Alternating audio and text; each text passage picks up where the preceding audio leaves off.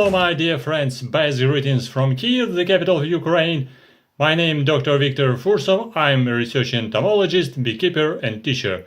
Let's start our video stream today on this evening time, Friday. It's actually not the midnight, just evening time, so late in neighboring countries and just early and early just going to the west. So that's why the difference in time is pretty convenient. Some people in Western countries can watch me just directly online, and people in Ukraine also can watch me. But all about another country is pretty welcome. Only some neighboring countries are not welcome. You do understand what I mean. Because we start actually from the beginning, from the situation in Ukraine about Newsline. What's about Newsline in Kyiv? I do not speak too much about Ukraine because I'm not a reporter and I'm not obliged to talk about it. But what's about Newsline in Kyiv? Actually, fortunately, today was pretty quiet day in Kyiv, the capital of Ukraine. Relatively quiet, I would say, because I have heard several times huge, far away somewhere explosions, but fortunately I checked in Newsline and it was indicated that some explosive materials have been liquidated in some certain areas by our militaries. So this was safe situation, not some explosions in the city, but just outside for security to demine some areas which were mined by our disgusting aggressors certain period of time before. That's why the situation of remining and just mining again for security is still continuing. Because war is continuing and this very, very unpleasant situation, not unpleasant. This is disgusting. This is frustrating. This is very much irritating situation for all of us in Ukraine. And of course for people who is outside can relax a little bit, who is outside of Ukraine. Relax because these people do not hear daily air sirens about possible air attacks. And do not expect some explosions, do not expect drones and everything else, all strange atrocities in the front line. But Kyiv a little bit far away from front line, not so far away because front line is 2,000 kilometers on the south and southeast. And it's a difficult situation, so we're waiting for better from our side. What's about insects? That's much better and more pleasant subject for talking. Do not become crazy, being involved only in Newsline about war atrocities and war destruction and war consequences and possibilities, strange situations. So I'm not political reader, not political reviewer and reporter, so please search for political news somewhere else. We will be talking about insects. Insects, little bit connected with some sort of social activities even at the present time. Social activities and even connected with politics. Why? Because I have seen I will be talking today a little bit about social insects. Social insects, because I've seen some interviews, some presentations of our Ukrainian writer with his name, Andrei Kurkov. Yes, Andrei Kurkov. Quite interesting, because he wrote a novel named Ray Beetles. No, not Beetles, Ray Bees. Ray Bees. This bee is black colored, black and red, but the name of his novel, Ray Bees. Ray Bees about people, not about bees, but about people who is living in a gray zone between front line of aggressors, between our Ukrainian front line, and this middle way. This is a gray zone where some humans, some families still living and frustrating and just under great suppression, and it's quite difficult. But he wrote this book some years ago already, but I've seen his presentation recently, and I noticed quite interesting indicated some facts. one of roles in this book is just a beekeeper. Beekeeper who is living in a gray zone between Ukrainian front line and aggressor's front line. Yes, and it's quite strange because he lately migrating in some places, migrating to the south, migrating to the Crimea, occupied area of Ukraine. And he's talking about bees. He's talking about bees. Hello to Days of a Zoologist who is coming to our conversation. Hello. Yes, and what's about gray bees? He's talking about bees, about his behavior. And this is one of acting persons in this novel, Gray Bees. The author actually explained that there are some kind of philosophers in villages, some beekeepers becoming philosophers. And this person in this novel, Gray Bees of Andrei Kurkov, he is talking that bees were social insects. He doesn't have too much scientific knowledge, but he has just personal common knowledge. But these bees, honeybees, were living like in a communist society.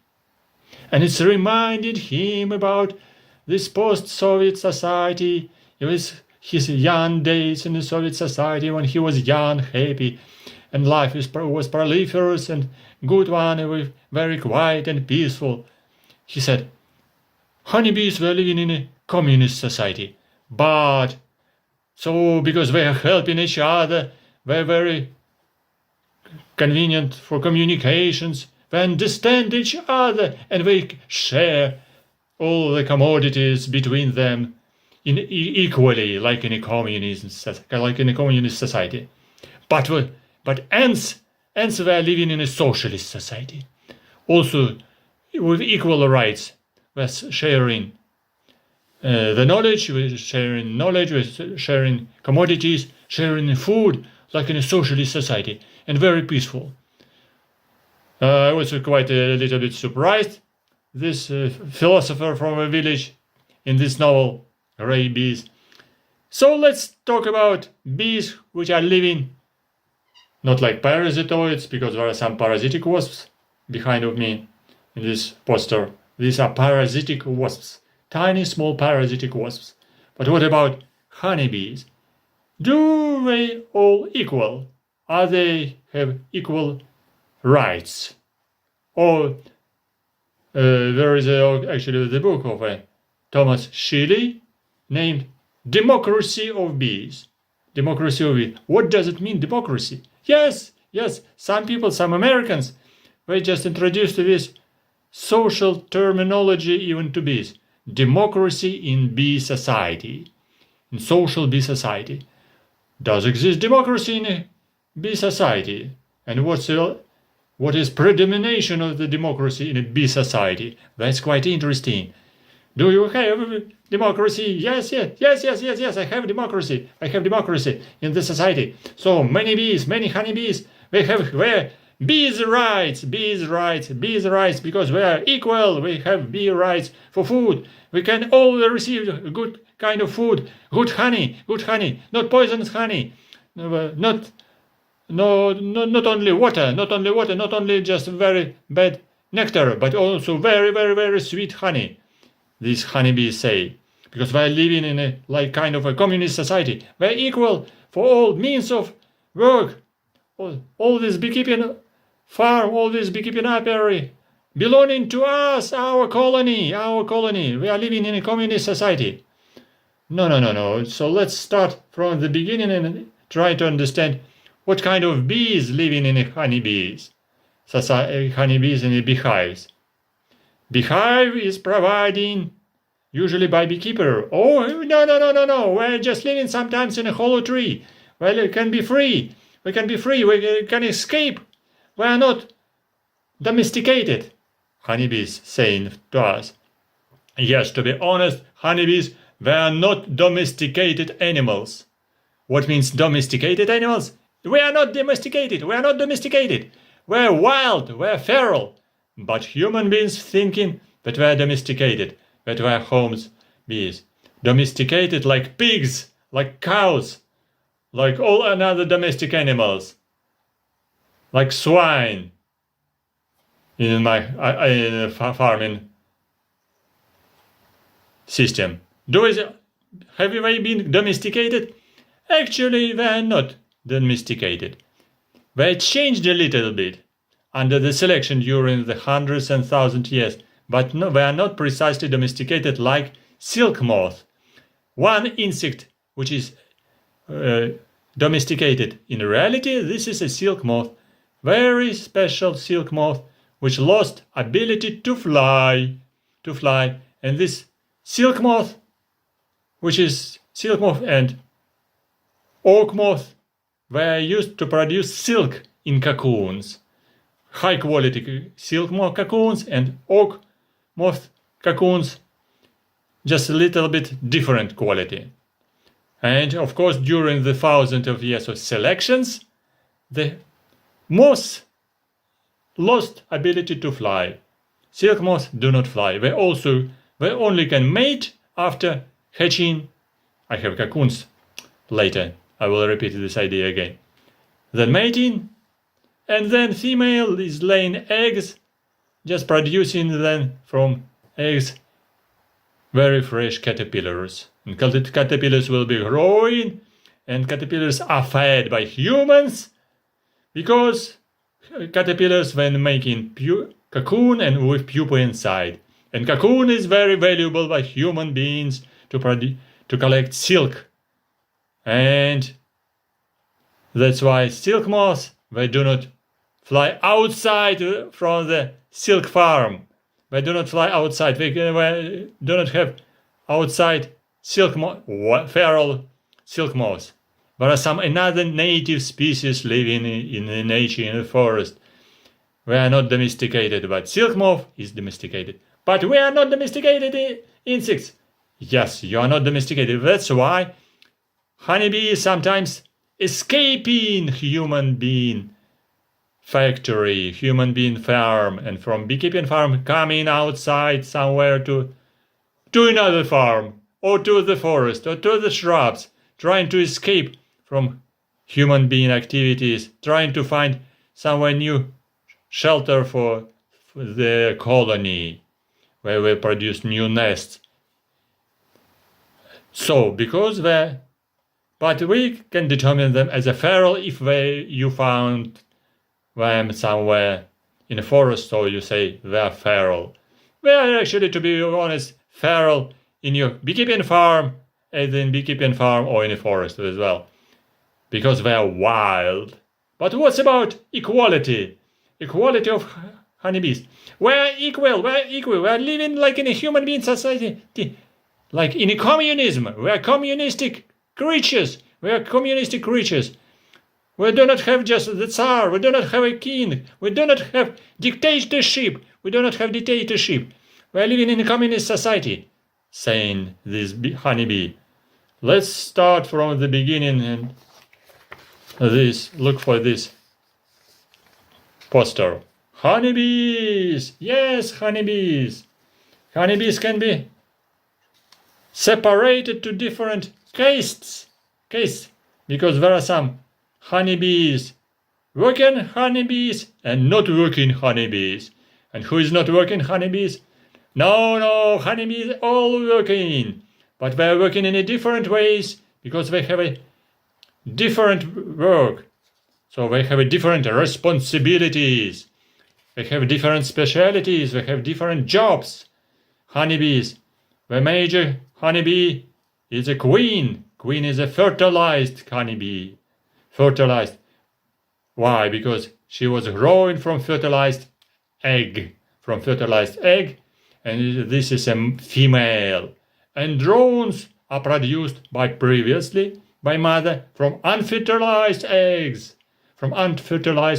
Produced. This is a drones. Males are important for what? For mating of honeybees and for transferation, for changing the genes, for hereditary purpose, to pass different abilities, how to collect honey, how to maintain the colony. All hereditary abilities can be passed from fathers or just from drones colony to new colony for a new fertilized queen of a new colony. So the major part of a honeybee colony is a queen and drones, and of course worker bees. Working bees were have different jobs. Working bees were also fertilized females, but were fed different food. Yes, we are not equal. We are not equal, saying worker bee, because we have been fed by special food by other worker bees. That's why we got little bit less food, and from this food in the cells have been born worker bees, and from a big cell, queen cell, with an absolutely wonderful royal honey, royal milk was born the queen. Yes, we are not equal. Queen received the best food, and worker bees received not the best, but good food. But queen in a good colony, just only one, should be just one. And worker bees, where many of them? Were about 20,000 of worker bees in a honeybee colony, up to 50 or 60,000, 600 worker bees in a colony, big colony, and we are equal, because we are produced from fertilized eggs. And of course, we can fly and sometimes change our job. And what kind of job doing working bees? Different kind of jobs. I wrote it on this poster. Don't forget about. First of all, I would say, do you like or hate insects? If you do not like insects, if you are hating insects, switch off this channel and do not watch me. If you like insects, if you enjoy insects, if you like honeybees, yeah, this is channel for you. Okay, what's about it? Honeybees? There are some sorts of honeybees because they have different jobs.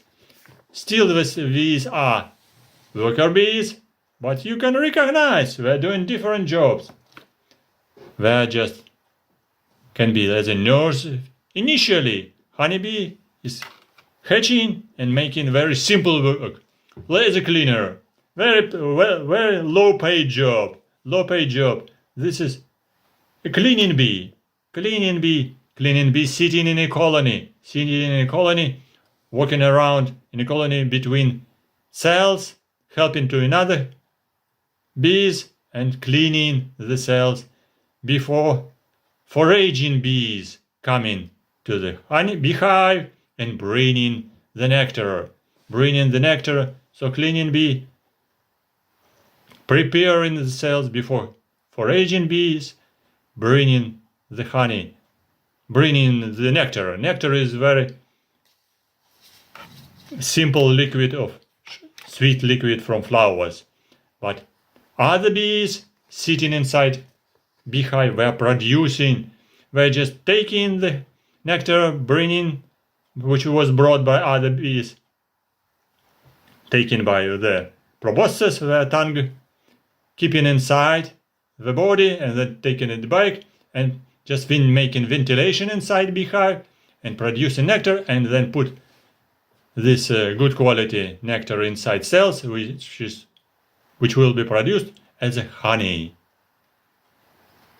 Yes, as a honey. Reposition on my telephone. Sorry. Just to show the names of different races of honeybees, different jobs of honeybees. Okay. First job is a cleaning bee. What's another job? This job is a guard bee. Guard bees were sitting just near the entrance to the beehive, near the entrance to the nest of the honeybees. And guarding. Do not allow in just another robber bees coming from another beehive coming to this beehive. So we're protecting beehive. They're like soldiers. They can sacrifice their life for the sake of a honeybees colony. Yeah, so they sacrifice their life for the thousands of other bees. So if someone like a robber come into the beehive and trying to rob the beehive, hard bees just attacking them and just they sacrifices their lives for the life of a honeybees colony, like some crazy humans doing the same. But in humans there are a lot of different activities, not only here this short list of jobs, but much more different jobs, and brain is a little bit bigger in humans rather than in honeybees. And hello, so you can understand. Okay, I will talk about jobs of honeybees and later about humans. So what's about jobs of honeybees? Okay, cleaning honeybee, hard honeybee, and foraging honeybee, and scout honeybees. Scout honeybees, bees are searching around all these fields and meadows, searching for good stock of nectar, for flowers and for pollen. These are scout bees. Like some humans, who can be also in a scouts organization. They can be very, very careful scouts for searching something. So young boy scouts, this is a new organization in Ukraine. So these are good boys. They're not pioneers, they're scouts in Ukraine now. And so hello to them, if some scouts can watch me. And some other bees were going outside and they're named foraging bees or foragers, not foreigners. Foreigners were just another colony. Foraging bees were coming to flowers to collect pollen and to collect what else? Nectar inside, bringing and still flying. Honeybees flying, okay, losing energy, losing some nectar because they're just digesting inside the body, but still bringing nectar inside, or some. So they're foraging bees. But some other bees, you see here I wrote water-carrying bees. Some other bees, they have another responsibility. They need to bring water to the beehive. So that's why they are water-carrying bees. Water-carrying bees very important because in the summertime, beehive is just extremely heated. So bees are buzzing. They're sometimes escaping they're coming outside of a beehive. They're sitting near beehive. They're buzzing. They're making job like as ventilators. They're all coming outside, sitting on the beehive because too hot. So they're ventilating. So some water-carrying bees coming inside to feed with water other bees. It's very important to feed by water other honeybees because they can lose their energy. They're losing their abilities. They can die without water. They're evaporating water from the beehive and they're losing their energy and they need water and nectar to